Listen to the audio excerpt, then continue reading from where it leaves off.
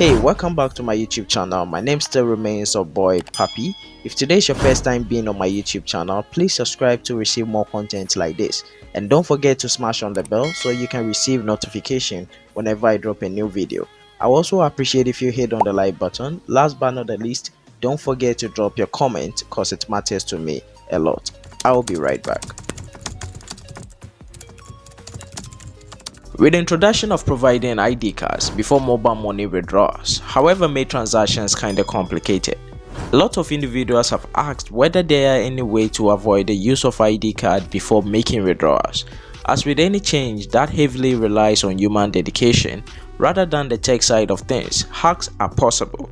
Today I would like to show you guys some ways that you can technically withdraw money from your mobile money wallet even if you don't have a valid ID card. There could be situations where you don't have an ID card at all for transactions. You could misplace your ID. First of all, it is important that the new presentation of ID cards directive has been put in place by MTN Ghana in what they claim as a good way to fight MTN mobile money fraud. Therefore, it is in your best interest to give support to them. Again, this video is not to rubbish the effort of MTN Mobile Money Ghana, but to lend a helping hand to those who might need this method. Now, let's look at how you can withdraw your cash via mobile money if you don't have a valid ID card. Method 1. Withdraw your money at an ATM machine. Not a lot of people know you can actually withdraw your mobile money at ATM here in Ghana. Some years back, only a few ATMs supported the feature. However, now there are a lot of more of ATM machines that will allow you to withdraw your money in just a few steps. You simply need to generate a token for your MTN mobile money account and use it for withdrawal. Be sure to withdraw in multiples of 10 cedis since some ATMs are unable to dispense lower denominations. Method 2. Send directly to the method. I don't know if this method is exactly legal. If it is, then the fight against fraud has a long way to go. When you visit the nearest MoMo vendor, just request for the merchant code. You can tell them you misplaced your ID, so you need their code to send the money to their account.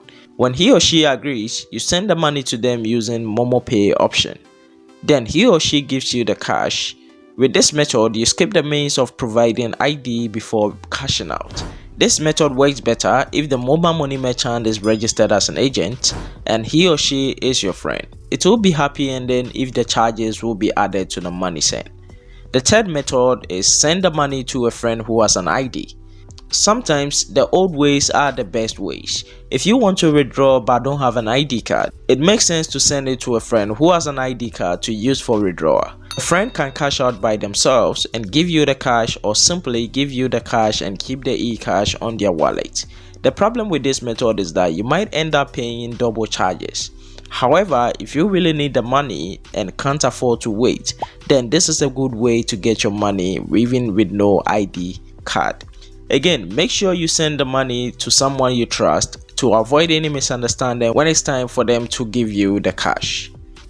The fourth method, use your other mobile money account on other networks. If you have registered for Airtel Tigo Cash or Voda Cash, then you simply transfer the money from your MTN mobile money account to the other account on other network. When that is done, you simply go and withdraw from the network's merchant. Currently, this method is being used by a lot of individuals.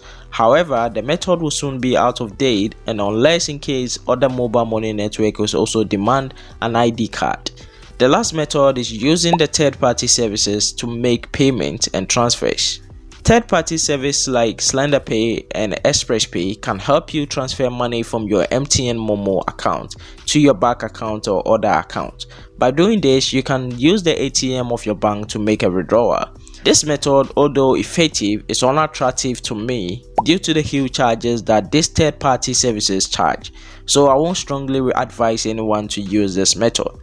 Fraudsters who may want to use this method for their own green motives should know that MTN is on the lookout for them and they will be caught and prosecuted.